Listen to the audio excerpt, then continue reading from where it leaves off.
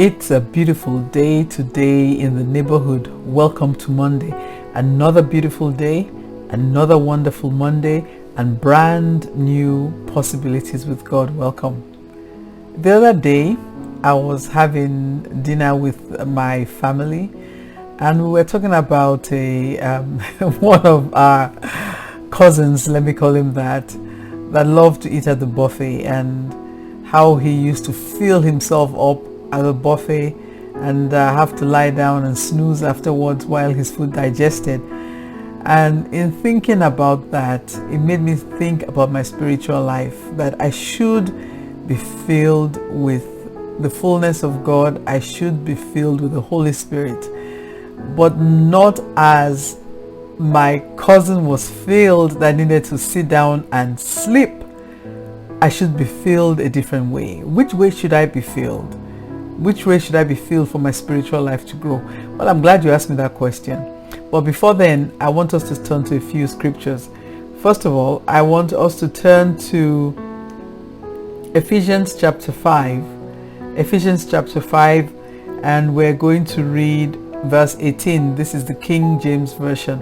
Ephesians 5:18, and it says, "Do not be drunk with wine, wherein is excess, but be filled with the Spirit." But be filled with the Spirit.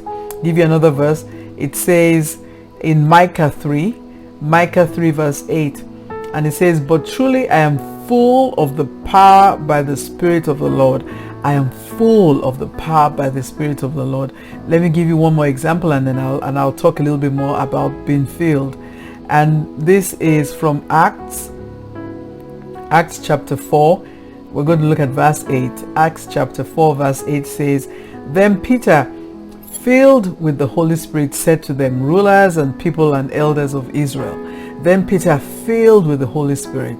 So how am I supposed to be filled? Well, I'm glad you asked.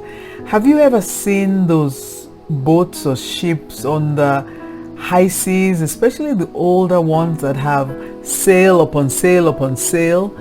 And when they are ready to go sailing, they unfurl the sails, and once it catches the wind, the sail is full of air, and that air in the sail propels the ship forward. So you can say that the sail is full, or the sail is filled with air. And when the sail is filled with air, you are propelled forward. You're propelled forward to do something. You're propelled forward to go from destination A to destination B. You're propelled forward to do what God has called you to do. That's the fullness that God is asking you, Christ is asking you, Paul is asking you when he wrote in the Ephesians to be filled. Not to be filled and sit down like you've just eaten a celebratory lunch and you want to snooze while your dinner is digesting. No, be filled so that you can be propelled forward. And I'll give you another example. This is Ephesians 3. It says to know, 19, Ephesians 3:19, "To know the love of Christ which passes knowledge, that you may be filled with the fullness of God." If you're filled with the fullness of God, it's to do something.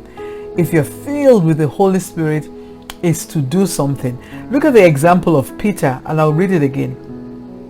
Acts 4 verse 8, and this is in the New King James Version. Acts 4 verse 8 said, "Then Peter, filled with the Holy Spirit, said to them." You know, if you read further on, it tells you after Peter preached, so many people gave their lives. So many people were filled because Peter was filled and he was moving forward, just like you would sails on a ship, sails on a boat, and once it catches the wind, it moves forward. So my question to us today, are we filled with the fullness of God? Are we filled with the Holy Spirit? Not as though you were drinking fresh wine, or not as though you were eating a celebratory dinner, but as though you are ready and full to be moved forward under the unction of the Holy Spirit to do what He's called you to do. So are you filled to overflowing so that you move forward, or are you filled so that you want to snooze? There's a difference. How are you filled? It's a beautiful day today in the neighborhood.